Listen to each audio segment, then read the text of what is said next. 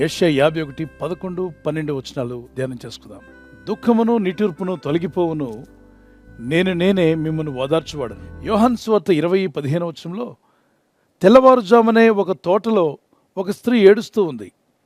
అందుకు ప్రభు ప్రత్యక్షమై, పునరుద్ధరణే తిరిగి లేచిన ఆదివారం ఉదయకాలం, ప్రభు అంటాడు, ఎందుకు ఏడ్చుచున్నావు? ఎవరిని వెతుకుచున్నావు? ఈరోజు నీతో నాతో ప్రపంచంలో ఉన్న ప్రతి బిడ్డతో ప్రభు చెప్పేది, ఎందుకు ఏడ్చుచున్నావు? ఎవరిని వెతుకుచున్నావు?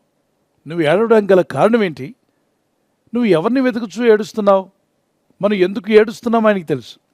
ఎవరిని వెతుకుచున్నామో కూడా ఆయనకి తెలుసు. కొందరు ధనాన్ని వెతుకుచూ ధనం దొరకలేదని ఏడుస్తున్నారు. కొందరు శరీర కోరికలు తీర్చుకోవాలని వెతుకుచూ అవి దొరకలేదు, అందలేదని వాటి కొరకు ఏడుస్తున్నారు. మరికొందరు ఆస్తిని సంపాదించాలని, భూమిని కానీ ఇళ్లను కానీ సంపాదించుకోవాలని ప్రయత్నం చేసి అవి దొరకనందుకు ఏడుస్తూ ఉన్నారు. ఈ లోక సంబంధమైనటువంటి భావి భవిష్యత్తు కొరకు యవనస్తులు కావచ్చు, స్టూడెంట్స్ కావచ్చు, వారంతా వాటిని వెతుక్కుంటూ అవి దొరకనందుకు ఏడుస్తూ ఉన్నారు.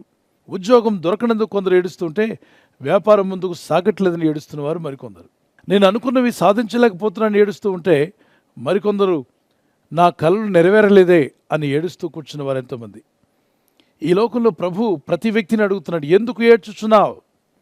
నీ ఏడ్పు గల కారణమేంటి? ఐహిక విచారము కలిగి భూ సంబంధమైన వాటి కొరకే నువ్వు ఏడుస్తూ ఉంటే, ఈ లోక సంబంధమైన దుఃఖము మరణమును కలుగు చేయను. అందుకే చూడండి, చాలామంది కొన్ని విషయాల కొరకు బాధపడి తర్వాత ఆత్మహత్యలకు పరిగెడుతూ ఉంటారు. ఆత్మహత్య చాలా భయంకరమైంది. జీవితంలో బ్రతికుండి ఏదైనా సాధించగలవు, చనిపోయాక ఏమీ సాధించలేవు. ఎక్కడికి పోతావో నీకే తెలియదు. ఆత్మహత్య అనేది నీ సమస్యలకు పరిష్కారం కాదు కాదు కాదు అని ప్రభు సెలవిస్తున్నాడు. కాబట్టి ఈరోజు నువ్వు ఎదుర్కొంటున్న సమస్యలు ఏమన్నా కావచ్చు, దానికి పరిష్కారం ఆత్మహత్య కాదు. ఆలోచన వదిలేయి. ఆ దురాలోచన ఎవరిలో అయితే ఉందో ప్రభు చెప్తున్నాడు, ఇప్పుడే వాటిని విడిచిపెట్టవు. ప్రభు మారువేషంలో ఆ తోటలో ఉన్నటువంటి ఆ స్త్రీ వెతుకుచూ ఏడుస్తూ ఉండగా, ఎందుకు ఏడ్చుచున్నావు? ఎవరిని వెతుకుచున్నావు అని ప్రభు అడిగాడు. దానికి ఆమంటుంది, తోటమాలి అని అనుకుందట. ప్రభువే, కానీ తోటమాలి అని అనుకొని, అయ్యా నా ప్రభును నువ్వు ఎక్కడుంచావు? ఎక్కడో మరో దగ్గర ఎక్కడో సమాధి చేస్తుంటే చెప్పు, నా ప్రభును నేను ఎత్తుకొని వెళ్ళిపోతాను. నేను అందుకే ఏడుస్తున్నాను. ఈమె ఎవరి కోసం ఏడుస్తుంది? ప్రభు కొరకు. ఎవరిని వెతుకుచున్నది? ప్రభుని వెతుకుచున్నది. ప్రభు ఆ మాట విని ఎంతో సంతోషించి ఉంటారు కదా. బైబిల్ వాక్యం సెలవిస్తుంది, ఆయన రాజ్యము నీతిని మొదట వెతకండి, అప్పుడు అవన్నీ మీకు అనుగ్రహింపబడతాయి. మీ అక్కర్లను నేను తీరుస్తాను అంటున్నాడు దేవుడు. ఆయన రాజ్యమును నీతిని వెతికేవారుగా మనం ఉండాలి. ఈరోజు ప్రభు నిన్ను నన్ను అడుగుతున్నాడు, ఎవరిని వెతుకుచున్నావని. మనం చెప్పాలా, ప్రభు నీ రాజ్యమును వెతుకుచున్నాను, నీ సన్నిధిని వెతుకుచున్నాను, నీ సన్నిధిలో గడపాలని, నీ చిత్తం చేయాలని, నిన్ను సంతోషపరచాలని నేను ఆశిస్తున్నానట్లయితే మీ జీవితంలో ఉన్న ప్రతి అవసరము ప్రభు తీర్చేయగలడు. అందుకే ఆయన్ని వెతుకు వారికి ఏ మేలు కొదువై ఉండదు. అందుకే దేవుని వాగ్దానం జ్ఞాపం చేసుకోండి. యెషయా 51, 11, 12లో, మీ దుఃఖమును నిట్టూర్పును తొలగిపోవును, నేనే మిమ్మల్ని ఓదార్చువాడను. ఆ మరియను దేవుడు ఓదార్చాడు.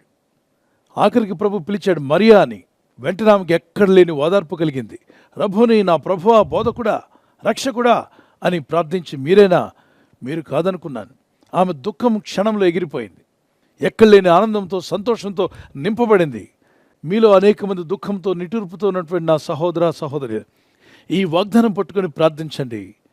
మీ కుటుంబాలు, మీ జీవితాలు ఓదార్చబడి, మీకున్న దుఃఖము నిట్టూర్పు తీసివేయబడి, దేవుని కృపలో మీరు ముందుకు సాగే ఆ ప్రత్యేకమైనటువంటి ఆశీర్వాదాన్ని మీరు పొందుదురుగాక. ఎందరు నమ్ముచున్నారు మీలో ఉన్న దుఃఖాన్ని, నిట్టూర్పును ప్రభు తొలగించగలడని, మీకు ఆయన ఆదరణ అనుగ్రహిస్తాడని? ఎస్, నేను నమ్ముచున్నాను. దేవుని వాక్యం సెలవిస్తుంది. తప్పక విశ్వసించిన మీ జీవితాల్లో ఈ అద్భుతం జరుగునుగాక. ప్రార్థన చేసుకుందాం. పరిశుద్ధమైన నా ప్రియ తండ్రి, అయ్యా మీరు సెలవిచ్చిన రీతిగా మీ వాగ్దానాన్ని మా పట్ల నెరవేరుస్తున్నందుకు స్తోత్రాలు చెల్లిస్తున్నాను. మా దుఃఖము నిట్టూర్పును తొలగిపోతుందన్నావు. ఎవరైతే నిట్టూర్పుతో దుఃఖముతో ఏడుస్తున్నారో వారికి ఉన్నటువంటి దుఃఖమును ఇప్పుడే తీసివేసి, వారి హృదయంలోని దిగులు, వేదన తొలగించి, వారికి సమాధానమును, నెమ్మదిని అనుగ్రహించండి. వారిని ఆదరిస్తానని వాగ్దానం చేశారు. You are going to comfort all of us, father God. Thank you for your grace. ఈ రాత్రి నెమ్మదితో పండుకొని సురక్షితంగా కాపాడబడినట్లుగా నీ అగ్ని కంచి వేసి మమ్మల్ని కాపాడండి. మీ చిత్తములో కొనసాగే కృప అందరికీ దయచేయమని యేసుక్రీస్తు ప్రశస్త నామములో వీరందరికీ చక్కని నిద్ర దయచేసి తెల్లవారు లేచి కృపను మాకిమ్మని క్రీస్తు నామములో వేడుకుంటున్నామా పరలోక తండ్రి. ఆమేన్. ఆమేన్. ఈ వాగ్దానాన్ని మీతోనే ఉంచుకోకుండా లైక్ చేయండి, షేర్ చేయండి. అనేకులు ఈ యొక్క ఛానల్ సబ్స్క్రైబ్ చేసుకోమని తెలియపరచండి. సబ్స్క్రైబ్ చేయని వారు కూడా సబ్స్క్రైబ్ చేయండి. Good night. God bless you.